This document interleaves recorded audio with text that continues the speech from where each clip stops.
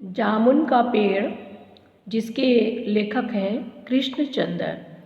अब हम लोग आरोह के पाठ 8 जामुन के पेड़ को पढ़ेंगे।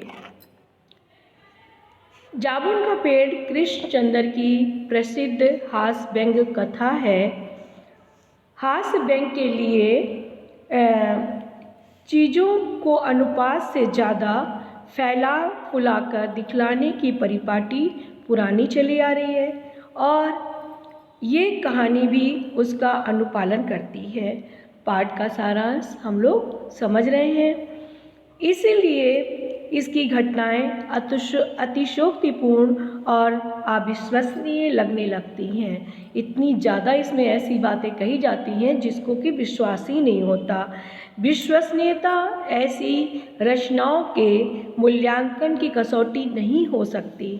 प्रस्तुत पाठ ये स्पष्ट करता है कि कार्यालयी तौर तरीकों में पाया जाने वाला विस्तार कितना निरर्थक और पदानुक्रम कितना हास्यास्पद है। ये व्यवस्था के संवेदन शून्य और अमानवीयता के रूप को भी बताता है। जो पाठ है इसमें किस प्रकार से हमारे संवेदनहीन संवेदन शून्य समाज के लोग हैं उन पर तीखा व्यंग्य किया गया है। रात को आंधी चली।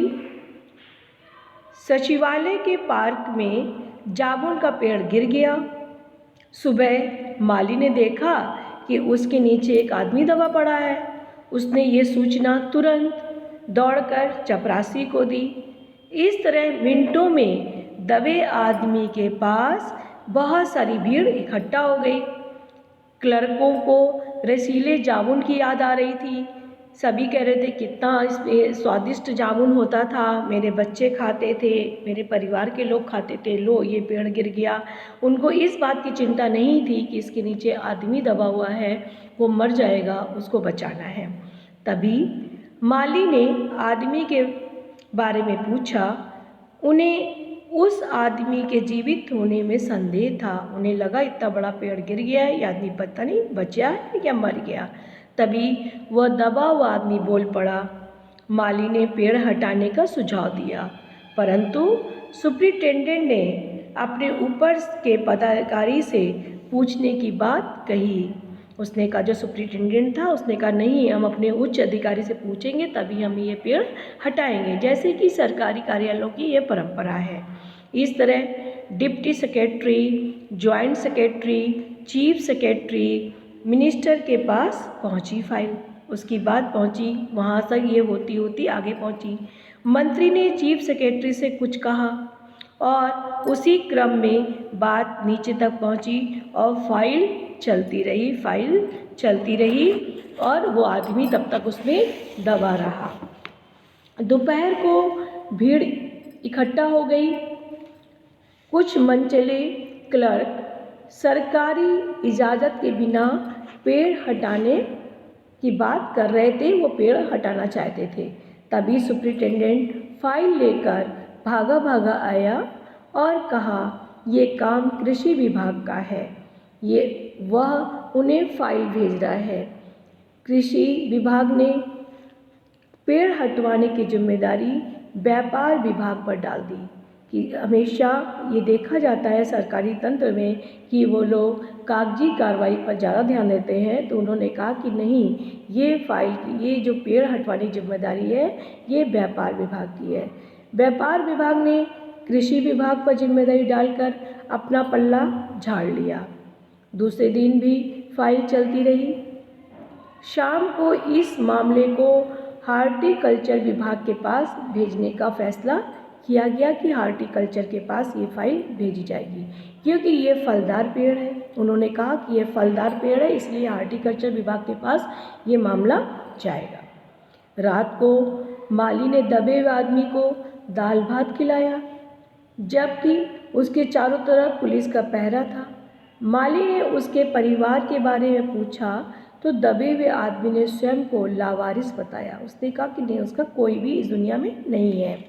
तीसरे दिन हार्टिकल्चर विभाग ने जवाब दिया कि आजकल पेड़ लगाओ स्कीम जोर शोर से चल रही है, अतः जामुन के पेड़ को काटने की इजाज़त नहीं दी जा सकती है। एक मनचले आदमी ने कहा, पेड़ नहीं काट सकते तो आदमी को ही काट के निकाल लिया जाए। दबे हुए आदमी ने इस पर आपत्ति की कि ऐसे तो वह मर जाएगा, उसकी जान चली जाएगी। आदमी काटने वाले ने अपना तर्क दिया कि आजकल तो प्लास्टिक सर्जरी उन्नति कर रही है, यदि आदमी को बीच में से काट कर निकाल लिया जाए तो उसे प्लास्टिक सर्जरी से जोड़ा जा सकता है। ये उसने व्यंग किया कि आजकल हमारी मेडिकल साइंस कितनी तरक्की कर गई है, तो कोई बात नहीं, तुम्हें काट के निकाला जाएगा और जोड़ दिया जाएगा। इस बात पर फाइल मेडिकल विभाग भेजी गई। वहाँ से रिपोर्ट आई, सारी जांच पड़ताल करके पता चला कि प्लास्टिक सर्जरी तो हो सकती है किंतु आदमी मर जाएगा, अतः ये फैसला भी रद्द हो गया। रात को माली ने उस आदमी को बताया कि कल सभी सचिवों की बैठक होगी, वहाँ केस सुलझाने के आसार हैं, वहाँ केस सुलझ सकता है तुम्हारा। दबे हुए आदमी ने गालिब का एक शेर सुनाया। उसने कहा, ये तो माना कि तगाफुल न करोगे, लेकिन खाक हो जाएंगे हम तुमको खबर होने तक। उसने कहा, ये तो मालूम है कि तुम मुझे छोड़ोगे नहीं, लेकिन जब तक तुम मेरी खबर लेने आओगे, जब तक ये फाइल जब तक ये पेड़ हटेगा, तब तक हम यहाँ से, इस दुनिया से अलविदा हो जाएंगे। ये सुनकर माली हैरान हो गया। आदमी के शायर होने की बात सारे सचिवालय में फैल गई। अरे ये तो शायर है। चर्चा फैल गई और तरह तरह के कवि शायर वहाँ इकट्ठा हो गए। ये सभी अपनी रचनाएं सुनाने लगे। कई क्लर्क उस आदमी से अपनी कविता पर आलोचना करने के लिए मजबूर करने लगे। जब ये पता चला कि दबा हुआ व्यक्ति कवि है तो सब कमेटी ने ये मामला कल्चरल डिपार्टमेंट को सौंप दिया कि भाई ये तो कवि है, तो कल्चरल विभाग वाले ही इसको देखेंगे। साहित्य अकादमी के सचिव के पास फाइल पहुंची। सचिव उसी समय उस आदमी का इंटरव्यू लेने पहुंचे। दबे हुए आदमी ने बताया कि उसका उपनाम ओस है तथा कुछ दिन पहले उसका लिखा हुआ ओस के फूल गद्य संग्रह प्रकाशित हुआ है। सचिव ने आश्चर्य जताया कि इतना बड़ा लेखक उनकी अकादमी का सदस्य नहीं है। आदमी ने कहा कि मुझे पेड़ के नीचे से निकालिए। सचिव ने उसे आश्वासन देकर कहा कि हाँ, हम प्रयास कर रहे हैं, और वो चला गया। अगले दिन सचिव ने उसे साहित्य अकादमी का सदस्य चुनने की बधाई दी कि तुमको साहित्य अकादमी का सदस्य चुन लिया गया है। आदमी ने उसे पेड़ के नीचे निकालने के लिए प्रार्थना की तो उसने असमर्थता व्यक्त की। उसने जताया, उसने कहा कि यदि तुम मर गए तो उसकी बीवी को वजीफ़ा दे सकती है, उसके विभाग का संबंध सिर्फ कल्चरल से है। पेड़ काटने का काम आरी कुल्हाड़ी से होगा। वन विभाग को लिख दिया गया है। शाम को माली ने बताया कि कल वन विभाग वाले पेड़ काट देंगे। माली खुश था। दबे हुए आदमी का स्वास्थ्य जवाब दे रहा था। दूसरे दिन वन विभाग के लोग आरी कुल्हाड़ी लेकर आए और तो विदेश विभाग से आदेश से ये कार्य रोक दिया गया कि ये पेड़ पिटोनिया के राज्य के प्रधानमंत्री ने सचिवालय में लगाया था। 10 साल पहले लगाया गया था। पेड़ काटने से दोनों राज्यों के संबंध बिगड़ जाएंगे, इसलिए पेड़ को नहीं काटना है। दूसरे, पिटोनिया सरकार राज्य को बहुत सहायता देती है। 2 देशों की खातिर एक आदमी का जीवन का बलिदान दिया जा सकता है। ये बोलकर पेड़ भी नहीं काटा गया।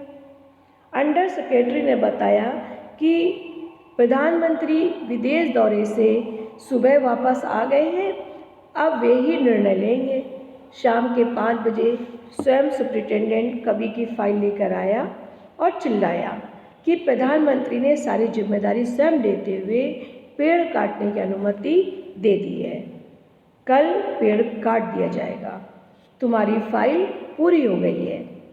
परंतु कभी कहाँ ठंडा था, उसके जीवन की फाइल पूरी हो चुकी थी और चींटियों की पंक्ति उसकी आँख को खा रही थी। उसके मुंह और आँख में चींटियाँ लाइन बनाकर जा रही थी। इस प्रकार एक कवि का अंत हो गया। तो हमारी सरकारी व्यवस्था के तहत किस प्रकार ये लोग काम करते हैं, इस पर बैन किया गया है। चाहे व्यक्ति की जान चली जाए, परंतु वो कागजी कार्रवाई पूरी होने के बाद ही अपना काम करेंगे।